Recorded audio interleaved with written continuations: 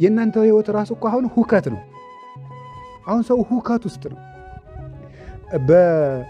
በዚህ አሁን በመጣው በቴክኖሎጂ ዓለም በጣም ብዙ መተግበሪያዎች መጥተዋል አይደል? አፕሊኬሽንስ። ያ ሁሉ በየጊዜው ክሬት የሚደረግ ለምን ይመስላችኋል? ሰውን በደንብ ለማወክ እኮ ነው አይደለም? ነው መርካት አቅቶክ እኮ ነው። አሁን ዩቲዩብ ብቻ ይበቃ ነበር።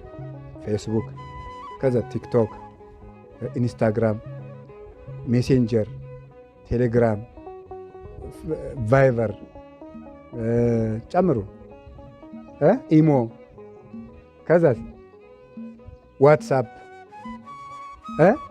ትዊተር፣ ሌላ በጣም ብዙ አለ ደግሞ ምናምን፣ ስካይፕም ቢሆን ዙም፣ ሌላ ደግሞ የሆነ ነገር በጣም ብዙ ነገሮች ነው ያሉት ማለት ነው። እነዚህ ሁሉ ለምንድን ነው ክሬት የተደረጉት? ሰው እንደማይረካ በደንብ ታውቋል። ስለዚህ 10 ደቂቃ ቫይበር ላይ ትቆያለህ፣ 20 ደቂቃ ቴሌግራም ላይ ትቆያለህ፣ 30 ደቂቃ ዩቲዩብ ላይ ትቆያለህ፣ 5 ደቂቃ ጉግል ላይ ትቆያለህ፣ 15 ደቂቃ ፌስቡክ ላይ ትቆያለህ፣ 20 ደቂቃ ኢንስታግራም ትቆያለህ፣ 20 ደቂቃ ሜሴንጀር ላይ ትቆያለህ፣ 10 ደቂቃ ደግሞ ያው ቴሌግራም ትቆያለህ፣ 20 እናድርገው ደግሞ መልሰህ ኢሞ ውስጥ ትቆያለህ። ይህ ሰውዬ እንዴት ያለ ጭንቅላት ነው ያለው? ከዚያ በኋላ ምንም ሀሳብ የለውም። ሁሉን አግብቶ ሁሉን ፈቶ ያድራል።